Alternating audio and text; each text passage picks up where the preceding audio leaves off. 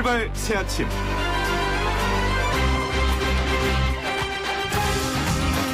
미시건 주립대 연구팀의 발표에 의하면 문제를 푸는 사람들의 뇌를 MRI를 찍어봤더니 문제를 잘 맞췄을 때보다도 틀렸을 때 두뇌 활성화 정도가 더 크더랍니다.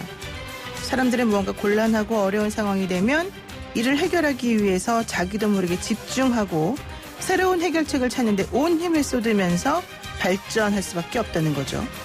코로나 창궐 2달째 지금 대한민국 국민들은 코로나 증후군에 시달리고 있습니다. 답답하고 짜증나고 무기력해지고 하지만 바꿔서 생각해보면 위기는 기회다. 오히려 이렇게 힘들고 어려운 상황이 우리에게는 더 성장할 수 있는 기회가 될 수 있다. 이런 것 같습니다. 모든 건 마음먹기에 달렸죠. 자신감을 가지고 긍정적 마인드로 현재를 이겨내는 사람만이 미래를 얘기할 수 있을 것입니다. 따뜻하고 상식적인 보통 지식인 노영희 변호사가 진행하는 YTN 라디오 노영희의 출발 새 아침. 오늘도 힘차게 시작해 보겠습니다.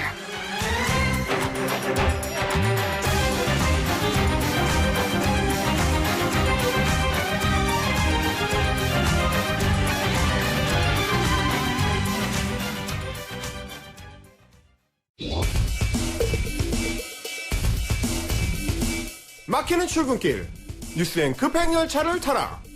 헬마 뉴스. 답답한 출근길 매일 아침 청취자 여러분의 속을 시원하게 뚫어드리는 헬마 뉴스. 헬마우스 임경비 작가 모셨습니다. 안녕하세요. 안녕하세요. 헬마우스입니다.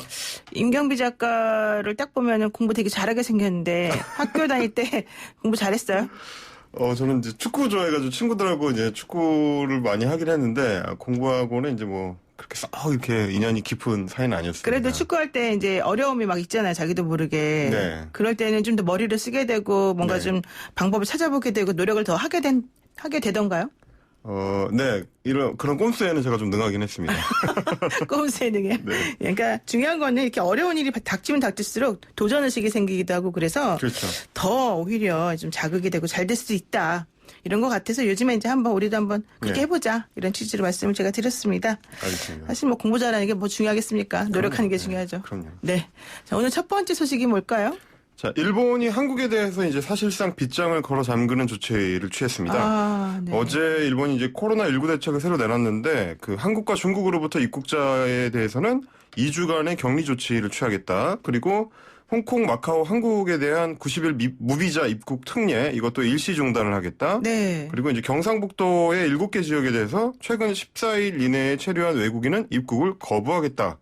그리고 또 하나가 있는데 한국과 중국에서 입국한 사람은 되도록이면 대중교통을 이용하지 말아달라. 어머나. 택시도 포함된다. 이제 이런 얘기를. 그럼 어떻게 하라는 거예요? 걸어 다니라는 거예요? 그렇게 말입니다.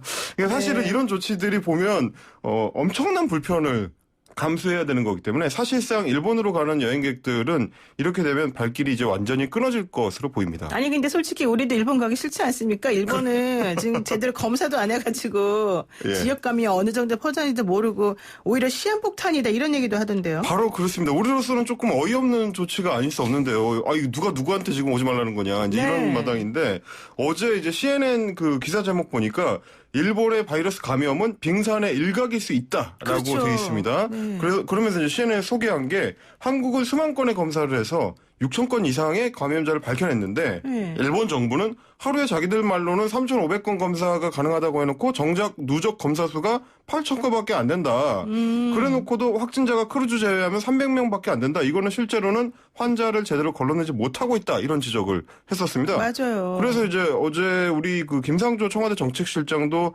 KBS에 출연해서 비슷한 얘기를 했는데 사실 우리가 세계에서 가장 과감한 투명성을 유지하고 있다. 하루에 13,000명 검사하고 결과도 투명하게 공개를 하는데 야 일본이 과연 우리만큼 투명할까? 이런 점에서는 의심이 있다. 이렇게 직접 일본 정부를 겨냥하기도 했습니다.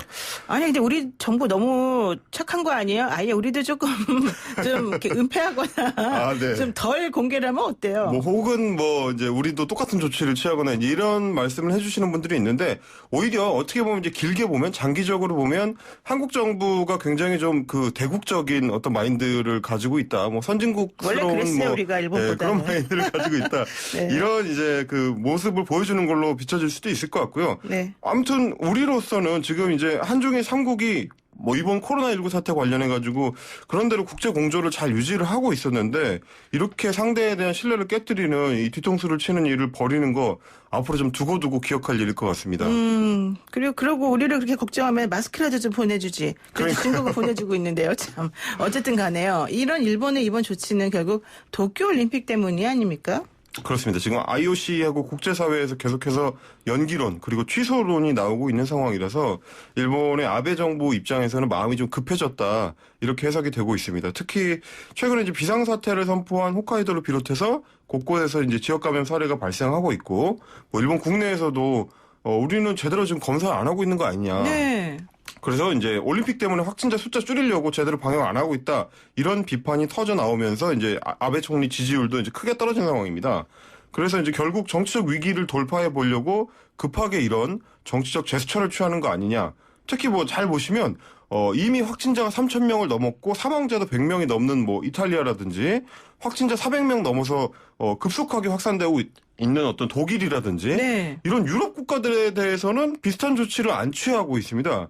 그러니까 이거 만만한 중국이나 한국 뭐 자기들 입장에서는 약간 정치적인 이득을 취하기가 쉬운 상대만 이러는 거 아니냐. 이런 의심이 짙어질 수밖에 없는 거죠. 아, 진짜 아베스럽다. 이런 말밖에 저는 할 말이 없습니다. 그런데 이렇게 되면 중국 뭐 한국 뭐 마찬가지겠지만 일본 손해도 만만치 않을 것 같습니다. 그렇습니다. 당장 이제 관광 지역 중심으로 비명 소리가 터져 나오고 있는데요. 원래 뭐 관광이야 뭐. 예, 그렇지만, 그 한국의 이제 관광 불매 때문에 그렇지 않아도 타격을 입고 있었던 이제 일본 지자체들로서는 사실상 결정타다 이런 얘기가 나오는 거고요.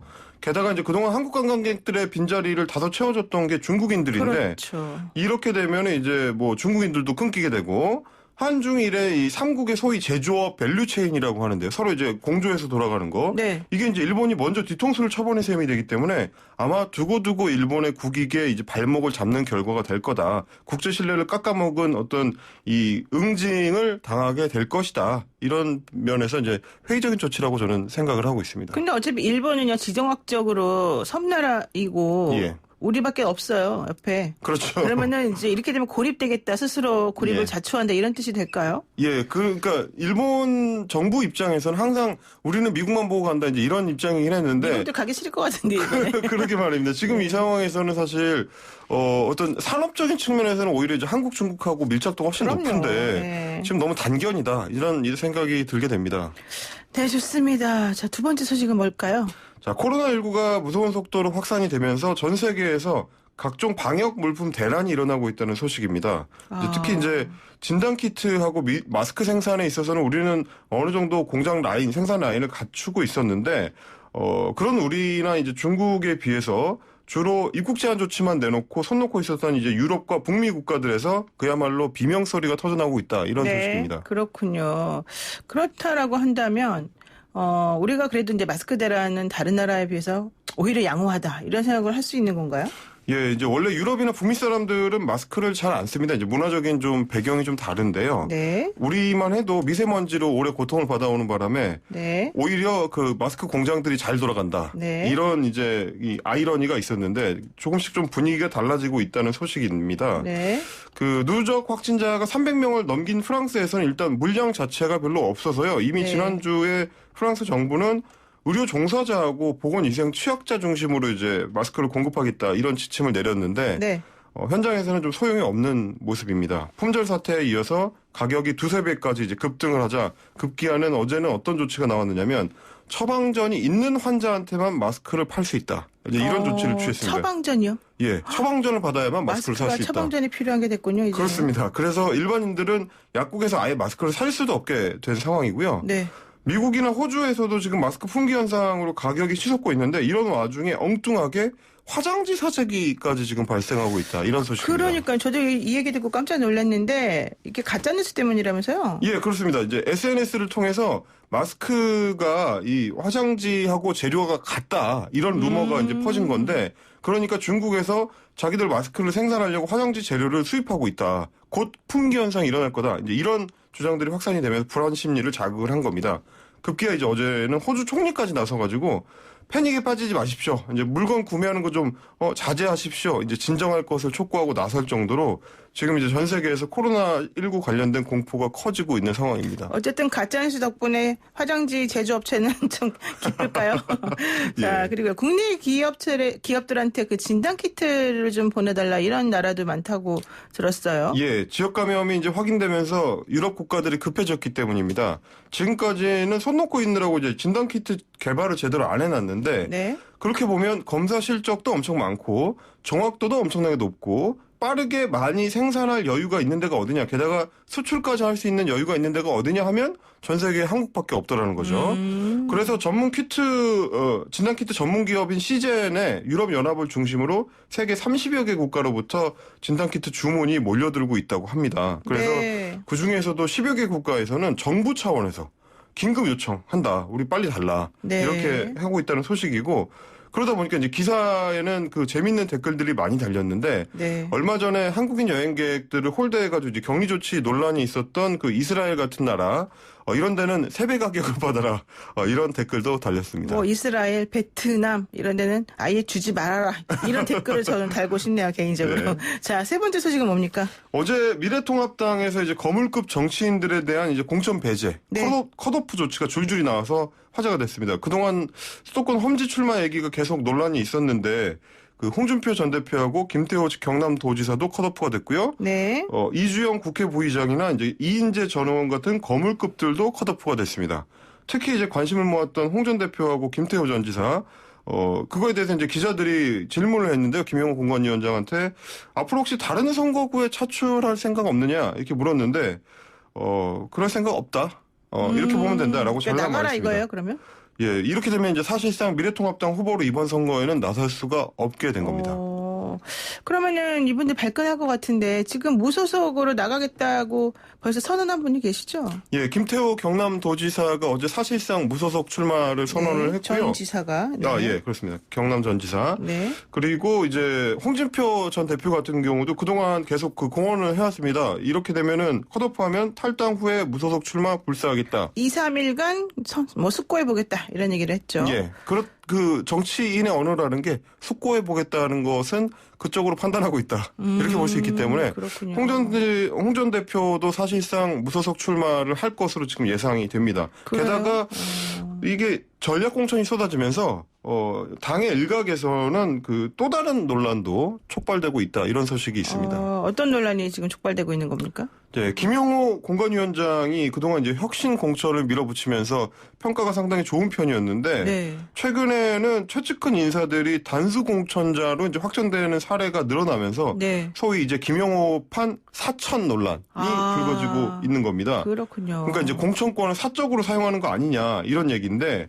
부산 공천이 대표적입니다. 그동안 네. 이제 부산의 중구 영도구 여기에 이제 김영호 사천 논란을 일으켰던 이현주 의원이 있었는데 이현주 의원은 부산 남구 을로 정작 그 전략 공천을 받았고요. 네. 해당 논란 지역구였던 중구 영도구에는 추가 공모를 하더니 황보승희 전 부산시의원이 이제 후보 등록 마감 10분 전에 공천을 신청을 했습니다. 네. 황보 전 시의원 같은 경우는 누구냐면 김 위원장이 이제 국회의원 시절에 비서를 했던 네. 대표적인 김영호 퀴즈로 꼽히는 인물입니다. 네. 뭐 인천에서도 그 김 위원장이 국회의장 시절에 공보비서관을 지냈던 배준영 인천경제연구원 이사장이 네. 단수 추천을 받는 이런 사례가 있었습니다. 네, 어쨌든 이현주 의원은 정말 불사조 같습니다. 불사조. 자, 오늘 말씀 여기까지 듣겠습니다. 고맙습니다. 감사합니다. 네, 헬마우스 임경빈 작가였습니다.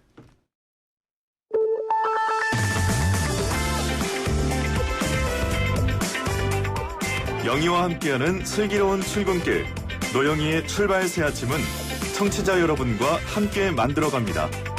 짧은 문자 50원, 긴 문자 100원에 유료 문자 샵 0945, 우물정 0945로 문자 보내주시거나 유튜브 보이는 라디오 댓글창, YTN 라디오 어플리케이션 예스를 통해 여러분의 목소리를 들려주세요. FM 94.5MHz YTN 라디오 노영희의 출발 새 아침 잠시 후 계속됩니다.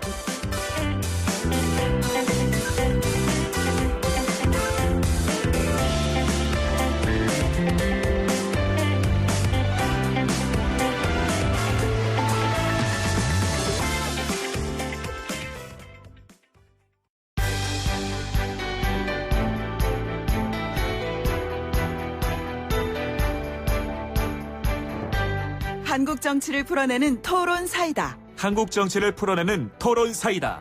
YTN FM 출발 새 아침. 여의도 중계석.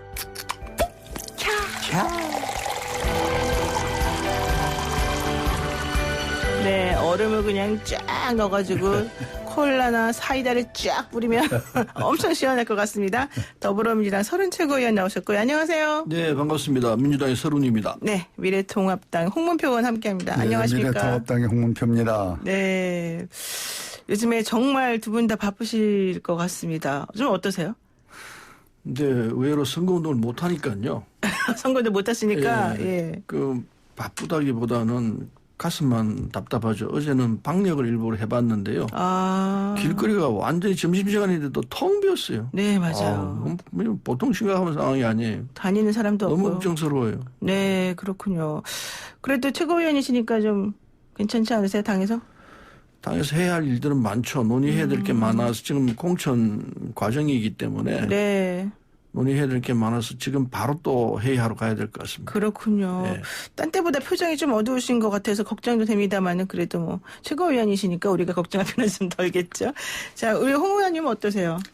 네, 마찬가지입니다. 이 공천 계절이기 때문에 어느 당이든지 지금 참 불안하죠. 네. 그리고 국민들도 이번 이 폐렴 전염병 때문에 네. 참 불안하기 짝이 없고 이래서 우리 사회 전반적으로 아주 어려움을 겪고 있는 게 현실이기 때문에 네. 정치인들은 더욱 괴로움을 겪고 있는 그런 계절이 아닌가 하는 생각을 갖습니다. 그렇군요. 이제 본격적으로 얘기 한번 나눠보겠습니다. 정부가 코로나19로 인한 마스크 대란 해결하겠다.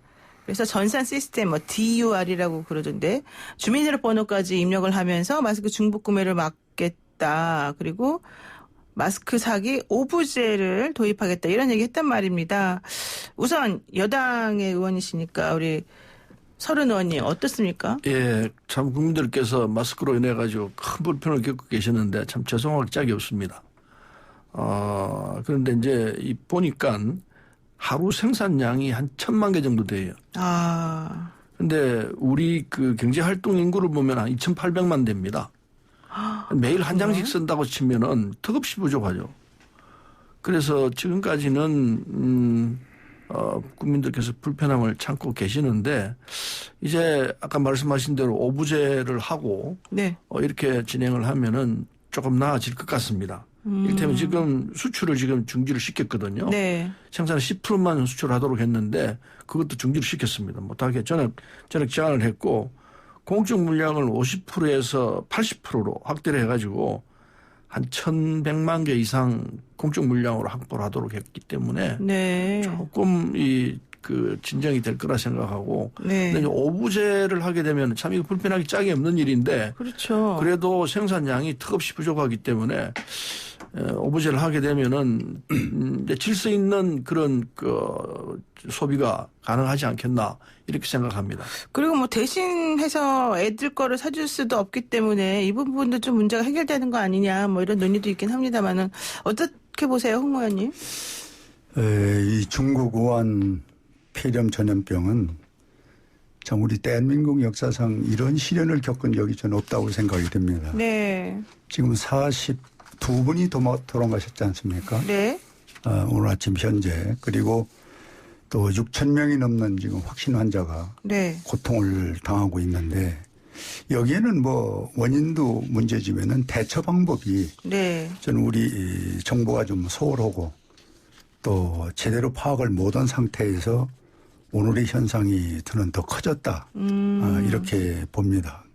그 이유는 지금 마스크 문제를 우리가 얘기를 했는데 네. 우리가 대만의 요즘의 상황을 많이 본받으려고 애를 쓰거든요. 그렇죠. 대만 짝홀수제를 또 팔았다고 그렇습니다. 그러더라고요. 네. 그래서 이제 이런 부분을 우리는 왜 일찍이 우리가 방역 체제를 못 갖췄냐 하는 문제가 나오는 것이고 두 번째는 아마 세계에서 우리나라만큼 그 행정 조직이 저 산골까지 잘 돼 있는 것은 없습니다. 네. 즉 뭐냐면은 이통장 제도거든요. 이통장 제도는 동네 부랑 마을마다 그분들이 다 잘 아릅니다. 이장과 통장 이런 분들. 그렇습니다. 예. 그럼 그분들을 통해서 이것을 수급 조절했다면은 지금 대한민국에 사각지대가 있을 수 없고 네. 노약자도 그렇고 줄서기를 안 할 것입니다. 네. 중복으로 이중으로 사재기도 못 올고 네. 이것을 접대 제가 대정부 질문에서도 얘기를 했는데 별로 귀담아듣지를 않아요. 네. 그 지나가서 이제 이게 뚝이 터지면 그거 해볼 걸 이러다가 그렇죠. 지금 오늘의 상황이 왔습니다. 네. 그래서 저는 이 통장 제도를 지금이라도 다 갖춰져 있는 것이니까 네. 그를 통해서 이것이 전달된다면은 노약자도 보호하고 사재기도 안 되고 줄서기도 안 할 것이고 네. 이렇게 좋은 우리 행정직 제도가 있는데 네. 이걸 하지 않는 그것은 바로 권위의식이거든요. 네. 잘못된 사고 이걸 먼저 국민에게 솔직히 보여주고 네. 지금이라도 이 방법을 쓰면은 저는 충분히 마스크 문제는 해결될 수 있습니다. 네. 그렇군요. 지금까지 뭐 통계에 보니까 2월 말까지 중국에 7억만 장을 보낸 걸로 나오거든요. 아, 그래요? 이것저것 전부 종합해서 보니까 이거 우리가 10분의 1만 가져도 제대로만 배급했다면은 네. 되겠냐 해서 지금도 저는 이 통반장을 통한 마스크의 전달 이 방법을 빨리 실시해야 된다. 네. 이렇게 생각을 합니다. 근데 뭐 이제 이렇게 된 데는 또 신천지가 한 역할을 한 거 아니냐 이런 얘기 나옵니다. 그래서 근데 통장을 통한 방법도 뭐 방법이 될 수 있는데요. 근데 이게 이제 지속하기가 쉽지가 않습니다. 통장이 물건이 없으니까. 예. 물건도 문제는 총량이 모자란다는 거죠. 아까 말씀드린 대로 일일 생산량이 1천만 장인데 생산 가능 인구들은 생산 활동하는 인구는 2,800만 명이거든요. 그렇기 때문에 절대치가 부족해요. 그래서 그걸 이제 어차피 그 오부제로 해서 이렇게 할 수밖에 없는 상황이고 통장제로 이용하면 통장 한 사람이 500명, 500가구 이상 해야 되는 상황도 있습니다. 네. 그런 어려움이 또 따로 있습니다. 그래서 반장이 또 있기 때문에 반장 제도는 이제 없어졌습니다. 아니 그래도 예. 그래서 이제 이 상황에서는 여러 가지로 이제 같이 해서 하는데 약국을 통해서 하고 농협의 우체국을 통해서 하고 이렇게 하게 되면은 그걸 전담하는 사람이 하는 게 현실적인 방법이죠. 뭐 네. 어차피 이제 유통 과정에서 나오는 이런 문제점들은 극복이 될 거라 생각하고 한 가지 우리가 조심해야 될 것은 이미 마스크 대란이 전 세계적인 현상이 일어날 가능성이 있다고 봅니다. 저는 몇 차례 그걸 얘기를 했는데 물량 확보가 굉장히 중요하게 원료 물량 확보 그게 중요하기 때문에 지금 당국에서 그걸 알고 있다고 생각합니다. 네. 그래서 미리 조치를 해놓으면은 나중에 우리 그 대한민국은 오히려 앞서가는 나라가 될 수 있다 생각하기 때문에 네. 그런 점을 우리가 좀 더 두고 봐야 할 문제라고 네, 일단 생각합니다. 그 부분 이제 거기까지 좀 정리를 하는 걸로 하고요. 그 지금 아까 제가 좀 전에 말씀드렸습니다만 신천지가 이제 조금 더 이 사건을 키우는데 좀 주범 아니었나 이런 얘기 나왔는데 그러다 보니까 신천지가 120억 원을 갑자기 입금을 하면서 뭐 자기네 치료센터도 마련한다라고 했어요. 그렇지만 또 한편으로는 그 신도들 명단이나 시설과 관련된 공개가 제대로 안 이루어져서 추미애 법무부 장관이 압수수색까지 지금 해라 이런 얘기를 하고 있는 중 아니겠습니까? 그런데 검찰은 또 너무 소극적이다 이런 얘기도 나오고요. 이 부분은 어떻게 보시나요? 우리 홍 의원님. 예. 네, 지금 뭐 120억을 소위 기부한다는 거 아닙니까? 네. 전 1,200억을 기부해도 예. 기본적인 우리 국민이 보는 시각은 해결될 수 없다고 봅니다. 1,200을 기부해도. 네. 예. 그러니까 이 돈으로 기부해서 무슨 면피용이나 네. 또 신천지 문제를 국민에게 잘 보이는 또 이런 모습을 보이려고 하는 것은 저는 하나의 위선이라고 봅니다. 위선이다. 왜 그러냐면은 예. 지금 이 신천지에서 지금 발생한 게 한 70%, 65% 나오잖아요. 네네. 확진자들이. 그렇다면 처음에 발생했을 때 2주 동안은 피 오고 은신 오고 이랬거든요. 네. 그러다가 이게 확산이 전국적으로 된 거 아닙니까? 네. 그때 이 돈보다도 더한 공개하고 네. 또 이 사실을 정부와 협조해서 했더라면은 전 이렇게 커지진 않았다고 생각합니다. 네. 이게 커질 거 다 커지고 예. 또 정부는 이 부분을 제대로 컨트롤 못하고 그러다 보니 이제 참 애매한 우리 국민들만 지금 고통을 받고 있는 거거든요. 네. 그런데 120억? 그 내면 뭡니까? 사람이 죽어서 운명이 지금 져보고 있는데 네. 저는 아무 의미가 없고 예. 지금이라도 진짜 정부와 같이 손을 잡고 할 수 있는 매뉴얼이 있으면은 일선에서 봉사하고 그리고 진정으로 국민에게 사죄하는 것이 저는 옳다 이렇게 생각합니다. 그럼 압수수색 같은 거는 좀 해야 되지 않을까 또 생각이 드는데 검찰이 되게 소극적이란 말이에요. 서른 의원님. 그 우선 그 120억 기부한 부분에 대해서는요. 지금 신천지가 동원할 수 있는 현금이 수천억이라고 알고 있거든요. 그런 얘기도 나오죠. 예. 그럼 지금 홍 의원께서 1,200억 기부해도 모자란다 그러는데 맞다고 봅니다. 네. 120억이 아니라 한 1,200 정도 기부를 했다면은 이 사람들이 뭘 정신을 차리고 제대로 하려고 하고 있구나 이렇게 생각할 테인데 턱없이 부족하고요. 근데 검찰 쪽에서도 저는 참 이해하기 힘듭니다. 지금 이 상황에서 신천지가 협조하지 않고 허위로 하고 그리고 이게 축소를 시키고 분명한데 이런 상황에서 검찰이 압수수색을 못하게 한다는 것은 정말 이해를 안 돼요. 무슨 이유로 그렇게 하는지 국민들이 납득을면 못하고 있지 않습니까? 그래서 검찰은 이 상황은 우리는 국민들이 이렇게 분노하고 있다는 사실을 알아야 할 거라 생각합니다. 그래서 이 행정조치로서는 이게 부족하다고 생각하고 심지어 대구시장도 권영진 시장도 이거 왜 압수수색 안 하느냐 그렇죠. 항의하고 있는 입장 아닙니까? 그렇기 때문에 검찰 측에서는 무슨 변명이 있는지 모르겠습니다만은 이제는 압수수색해서 정확하게 문제를 밝혀내려는 자세를 갖춰야 한다 생각합니다. 지금 안 그러고 있는 이거는요 납득할 수가 없습니다. 네. 어떻게 보세요, 홍 의원님은? 저는 이거 추미애 장관이 압수수색 이렇게 강수를 썼는데 이제는 국민들이 신천지가 뭐 하는 곳이라는 걸 어느 정도 알거든요. 그래서 또 자기들 자숙하는 입장으로 기자회견도 했고 이제는 그 압수수색에서 찾아내는 것도 법적으로 해야지면은 그건 법적 요건이 안 맞으면 압수수색은 안 되는 거 아닙니까? 그렇죠. 영장이 나와야 되니까. 영장이라든지 과정이 없이 그냥 압수수색 한다고 해서 되는 건 아니잖아요. 그래서 그 절차는 그대로 밟되 아까 종전에 말씀드린 대로 돈을 가지고 지금 어떤 이 소위 신천지 문제를 좀 해결하는 그 모습 자세는 좀 버려야 된다. 그래서 지금 이 마스크 같은 문제도 얼마든지 여기서 개입해서 할 수 있는 길이 있을 텐데 꼭 돈이라는 걸 국민한테 보여가지고 기부라는 걸로 면피용을 찾으려는 것은 저는 답이 아니다 이렇게 생각합니다. 네, 그렇군요. 네, 일단 그 일부 순서는 여기서 잠깐 마치고 잠시 전하는 말씀 듣고 다시 이어가도록 하겠습니다. 네, 노영의 출발새 아침 일부 순서 여기서 마치고요. 잠시 후 2부로 돌아오겠습니다. 네, 지금 그 여의도 중계석 오늘 그 2부 시작했습니다. 더불어민주당 서른 최고위원 미래통합당 홍문표 의원과 함께하고 있습니다. 청취자 여러분 궁금한 점 있으시거나 의견 주시고 싶으시면요. 언제든지 유튜브 보이는 라디오 들어오셔서 댓글 남겨주시거나요. 짧은 문자 50원, 긴 문자 100원의 유료 문자 샵 0945 우물정 0945로 보내주시면 됩니다. 워낙 솔직 담백하신 의원님 두 분이기 때문에 아무거나 물어보셔도 될 것 같은데요. 어떤 질문이 올지 기다리는 동안 제가 하나 여쭤보겠습니다. 박근혜 전 대통령의 옥중 서신이 갑작스럽게 등장을 했습니다. 이게 오히려 중도층을 이탈시킬 거다 이런 의견도 있고 이제 명분을 지웠기 때문에 실질적으로 그 보수적인 아주 우파의 세력과 연합할 수 있는 기회가 될 수도 있다 이런 얘기 나옵니다. 어떻게 보시나요? 우선 어느 분이 먼저 얘기를. 네, 제가 얘기 먼저 드리겠습니다. 근데 지금 박근혜 전 대통령은 옥중에 있습니다. 그런데 이분이 이제 옥중 정치를 하겠다고 나오는데 참 이 앞을 내다보지 못하는 분인 것 같아요. 자숙해야죠.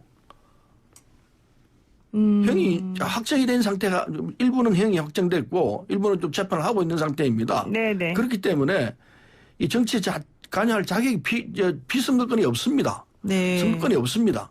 비선거권도 없고 선거권도 없는 상태인데 근데 지금 정치를 하겠다고 나서면 이거 선관위에서 지금 검토를 하고 있을 것이에요. 이게 선거법 위반 아니냐. 그 문제가 하나 있고 무엇보다도 형이 부분 확정되어 있는데 그러면은 국민 앞에 사과 얘기를 하고 자숙하고 자중해야 합니다. 그런데 아무런 사과가 없어요. 자기 잘못한 거 아무것도 없다고 얘기하고 있습니다.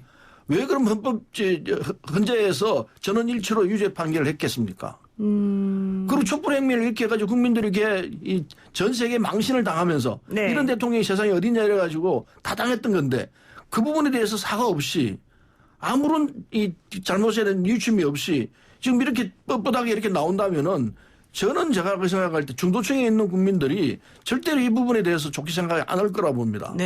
따라서 자유한국당 미래통합당 입장에서는 이게 좋은 것으로 생각하는데 제가 볼 때는 좋은 게 아닐 것 같은데 왜 좋다고 생각하는지 모르겠어요. 네. 그래서 자중하는 것이 지금 필요합니다. 또 전직 대통령은 기본적으로 자중하도록 돼 있습니다. 전 세계 어디를 가도 그렇습니다. 네. 그런데 지금 감옥에 있는 분이 사과는 못하고 반성은 못하고 나서서 이래라 저래라 얘기하는 것은 제가 볼 때는 참 말 그대로 번지수를 잘못 짚은 것 아닌가 하는 생각이 듭니다. 선거법 위반이기도 하고 또 번지수 잘못 짚은 것이기도 하고 자중하지도 않고 있다. 핵심적으로 말씀하셨는데 어떻게 보세요? 우리 네. 뭐 옥중 편지를 뭐 정치라고 이렇게 표현하시는데 사람이 하루에 밥 세 끼를 먹는 거지 이것은 기본적인 자기의 양심의 이야기를 형무소에 있어도 저는 한 그런 편지라고 생각이 됩니다. 왜 그러냐. 선거가 4월 15일 앞두고 있는데 자기가 생각하고 있는 대한민국의 나라가 이렇게 돼서는 안 된다는 표현 정도는 암만 투표권이 없다 하더라도 저는 할 수 있는 대한민국이라고 보고 또 하나는 김대중 대통령 뭐 모셔서 우리 최고위원님 잘 알지만 그때 바로 이 옥중 편지가 있었습니다. 그것은 여러 사건이 제가 기록을 갖고 있는데 그래서 그것을 저는 논하고 싶은 것은 아니고 대통령이 이렇게 형무소에 있어도 자기 마음에 전달할 수 있는 방법이 편지 외에는 방법이 없잖아요. 네. 그 내용이 뭐냐. 이 야당 통합을 하는 겁니다. 전부 흩어지면은 소위 자유민주주의가 흔들리니까 또 시장 경제가 활성화가 안 되니까 하나로 좀 뭉쳐라. 이제 이런 메시지에 지금 전부 골자거든요. 내용은 네. 따져보면은 이걸 갖다 이제 정치적으로 실력을 따지면은 우리 내부에서도 뭐 있을 수 있죠. 그러나 국가적인 큰 차원에 봐서는 네. 이거는 대통령의 한마디 전직 대통령이 형무소에서 네. 했었던 걸로 따지면 되는데 이거를 너무 우리 자체내 야당보다도 이 여당에서 더 이 문제를 갖고 분석을 해갖고 이러쿵저러쿵 하니까 네. 조금 주객이 저는 전도된 기분이다. 그래서 저는 박근혜 전 대통령이 옥중에서 쓴 편지는 국가를 위해서 나라를 위해서 충심으로 네. 야당에게 보낸 편지다. 이렇게 순수하게 받아줬으면 좋겠다. 순수하게 받아들여야 되는 단순 의견 개진이다. 네. 이렇게 지금 보신다는 거잖아요. 그런데 심상정 의원이 이거 선거법 위반으로 내가 고발한다 막 이런 얘기까지 지금 하셨단 말이에요. 그런데 이제 심상정 의원이 뭐 개인을 제가 얘기하고 싶지는 않은데 정의당은 정의가 뭔지를 모르겠어요. 정의당. 지금 비례연합당 같은 거라든지 네. 하면은 자기에게 유리하면 그건 정의고 불리하면 이건 전부 분리로 봐버리니까 네. 뭐 그분의 원칙은 이미 저는 낡은 하나의 구태정치다 이렇게 봅니다. 근데 한마디로요. 박근혜 전 대통령의 얘기를 이걸 참 뭐 대단한 것처럼 생각하면요. 정확히 말하면 도로 새누리당이 되는 겁니다. 도로 새누리당으로 가고 싶으면 잘 받들어서 모시도록 하십시오. 네. 도로 새누리당까지 나왔습니다. 예. 좋습니다. 자, 그리고 이제 그 법률권에서 얘기되고 있는 지금 비례 빅텐트 한번 얘기를 해봐야 되겠습니다. 사실은 민주당에서 그동안에 미래 한국당을 좀 비판하면서 이렇게 위성 정당 비례만을 위한 이런 정당 만드는 거는 꼼수다 옳지 않다 이랬고요. 정의당도 당연히 그러면 안 된다라고 하고는 있지만 그럼에도 불구하고 비례연합정당 민주당 만들어야 되는 거 아니냐 혹은 참여해야 되는 거 아니냐 이런 얘기가 있어요. 이거 어떻게 보세요? 우리 이건 제가 먼저 얘기해야 됩니다. 예, 홍 의원님. 뭐 잘 아시는 바와 같이 이 자리에 앉아 계신 서른 최고위원도 절대 안 된다. 이렇게 주장을 해서 좀 인격적으로 믿고 싶고 두 번째는 민주당이 황교안 대표, 한선교 전부 고발했습니다. 네. 지금 고발 당하고 있잖아요. 그렇죠. 이 비례당 만들었다고 그래서. 그리고 뭐라고 그랬습니까? 사기꾼 정당, 불법 정당, 뭐 꼼수 정당, 가짜 정당 엄청나게 이 문제에 대해서 신랄하게 비판을 해놓고 네. 지금 앞에서는 절대로 아니다. 그리고 뒤에서는 지금 다 만들어가고 있잖아요. 그렇죠. 어제 뉴스에 일부 정보에 보면은 7석을 지금 민주당이 차지하고 나머지를 이제 나눠준다고 하니까 정의당도 절대로 비판하고 안 된다고 했는데 뭐 지분만 조금 주면 참여할 것 같아요. 아, 그렇군요. 이거는 좀 아침 방송에 죄송하지만은 네. 완전히 이건 기본이 없는 개판 정치입니다. 이게 도대체 네. 이런 일이 어디가 있어요. 이게 1년이 지난 것도 아니고 불과 한 달 전에 이렇게 비판해놓고 국민에게 호소하고 또 이런 잘못된 걸 라고 주장을 하신 분들이 네. 오늘의 이 상황을 전면에서는 아니라고 뒤에서는 만드는 모습은 참말로 국민을 너무 얕보고 우러오는 것이다. 이렇게 저는 생각합니다. 네. 그렇습니까? 제가 예. 중간에서 말을 끊고 튀어나가려고 그랬는데요. 그러지 참느라고 참 혼났습니다. 네. 아닙니다. 물론 지금 이 그 미래 빅텐트를 구상하는 분들이 뭐 훌륭한 분들로 저도 개인적으로 다 아는 분들이긴 합니다만은 그건 그분들의 생각입니다. 아까 말씀하신 대로 우리는 자유한국당 시절이죠. 자유한국당이 그렇게 한 데 대해서 네. 뭐 위성정당이나 가짜정당이나 온갖 얘기를 다 했습니다. 네. 그런 처지인데 우리가 지금 다시 그 유사한 부분으로 돌아간다면은 국민 비판을 면할 수가 없습니다. 우리 지지하는 분들은 그러더라도 지지할 겁니다. 네. 선거는 중도층에 있는 분들을 받아들여야 합니다. 중도층의 표심이 움직이도록 해야 합니다. 네. 그래서 중도층이 떠나가는 현상이 생기면은 그건 선거에서 지는 겁니다. 소탐 대실하는 거라고 생각합니다. 그래서 절대로 안 해요. 국민 앞에서 이렇게 뒤에서 뭐 한다 그 얘기는 사과하십시오. 그렇게 할 우리는 아니에요. 적어도 저는 절대로 그렇게 안 합니다. 그러니까 민주당 이야기한 입장에서는 대로 안 해야죠. 한다. 예. 우리 오늘 아마 논의하게 될 것인데 네. 논의는 하지만 이건 절대로 그런 길로 나올 수가 없습니다. 그렇군요. 어쨌든 이건 한마디로 말하면은 우리가 만일에 이렇게 간다면 소탐 대실이 됩니다. 왜 소탐 대실을 하겠습니까? 절대로 그렇게 안 합니다. 우리는 우리가 비례해서 손해본다는 국민들이 다 알고 있습니다. 그리고 소수정당을 키우기 위해서 이렇게 한다는 것도 알고 있습니다. 정도예요. 그렇다면 국민들이 그걸 알고 지역에서 우리 당을 지지할 거라 생각합니다. 그게 훨씬 더 몫이 커요. 어쨌든 눈에 안 보이는 우리 몫이 있기 때문에 서른 최고위원이 겨우 전 믿고 지난번에 마포에서 실무자들 만났지. 그리고 또 7석까지 얘기가 나오지. 또 배분 문제에 정의당에 또 참여하겠다고 그러지. 결론을 이게 보십시오. 지금 오늘의 결론을. 현실이고 아니, 뉴스인데. 결론을 보고 말씀을 하셔야지. 그러니까 결론을 보고 얘기를 하겠지만 지금 현재 상황은 그렇게 진행되고 있어요. 그렇지 그래서 않다라는 저는 걸 이 우리 결정은 인격을 믿습니다. 그렇게 좀 하세요. 인격을 믿어주신다면 말씀을 그렇게 하지 마십시오. 네, 두 분 서로 인격 원래 상당히 평상시 잘 믿으셨는데 오늘은 좀 거친 언사가 오고 가고 있네요. 자, 그럼 좋습니다. 미래통합당 공천 얘기 한번 해볼게요. 지금 미래통합당 지도부가 수도권 험지 출마를 요구했더니 홍준표 전 자유한국당 대표하고 김태호 전 경남도지사가 공천에서 탈락하면서 이거 좀 뭔가 이상하다 이런 얘기 나왔어요. 왜냐하면 김용호 공관위원장이 홍준표 자유한국당 전 대표가 양산에 나간다 그러니까 절반은 그래도 뭐 받아들인 것 같다라고 얘기했었단 말이에요. 근데 갑자기 두 분 다 컷오프가 돼버렸고요. 오히려 그 통합당 이현지 의원은 부산 나물의 단수 공천, 전략 공천이 됐단 말이에요. 그래서 형평성 문제도 좀 나오는 것 같은데 어떻게 보세요? 이 미래통합당 공천 관련해서. 우리 지금 홍 의원님 공천 되셨죠? 되실 거죠? 저도 경선을 해야 됩니다. 경선하셔야 예. 되는군요. 예. 어떻게 보세요, 먼저? 예. 저는 어느 정당이든 이 공천 때는 자범이 있게 마련인데 김용호 위원장이 지금까지는 전 잘하고 있다. 이렇게 대체로 평가를 합니다. 네. 이제 세부 사항에 들어가서 그 지역 정서와 또 당의 기준이 이 엇박자가 되는데 공천이 안 된 분도 있고 된 분도 있고 네. 이제 이런 부분이 지금 하나의 잡음이 나오고 있는 것인데 홍준표 전 대표나 김태호 또 그 외에 많은 분들도 이주영 의원도 사실은 안 됐죠. 대의적인 예. 큰 틀에서는 좀 어떤 큰 방향의 당 쪽으로 따라주지 않겠는가 이렇게 네. 희망적인 생각을 갖는데 어쨌든 이 아픔이 있는 것은 현실입니다. 네. 좀 힘들어 하시는군요. 그렇죠. 의원님들 내부적으로. 네, 네. 그렇군요. 어떻게 보세요, 우리 남의 당 얘기지만.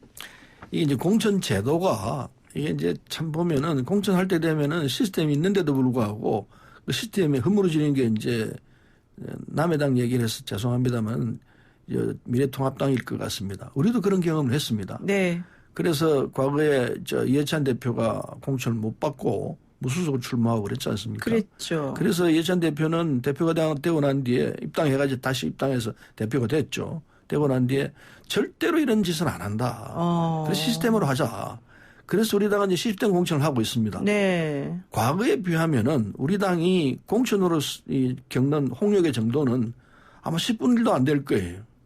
그만큼 우리는 훨씬 더 줄이드는 상태로 하고 있습니다. 이게 이제 시스템 공천의 장점입니다. 네. 물론 이게 우리가 인간이 만든 이 제도라는 것은 항상 옳지도 않고 진선진미한 것도 없습니다. 그렇죠. 그러나 적어도 우리 정치권 내에서 시스템 공천이 성공한 사례 이건 아마 우리 민주당이 이게 처음일 것 같은데 네. 시스템으로 돌아가야 합니다. 정해진 대로 예측 가능한 대로 해야 되는데 그게 정치 현장에서 잘 안 됐는데 이번에는 우리 당이 제대로 하고 있는 것 같고 미래통합당은 아직 그게 안 되는 것 같습니다. 네. 그 차이라고 뭐 크게 보면 그렇다고 봅니다. 그렇군요. 그러면 진통은 또 발전일 수가 있고 네. 이걸 어떻게 이제 최종까지 받아들이느냐가 이제 문제거든요. 네. 그러나 이제 공천에서 가장 중요한 건 국민 정서에 맞는 개혁 변화를 어떻게 할 것이냐. 그렇죠. 또 한편으로는 당선되지 않는 개혁 변화, 당의 실리가 없거든요. 네. 그래서 이제 이런 갈림길에서 공천심사위원이나 위원장이 이제 고민을 하고 당의 고민인데 네.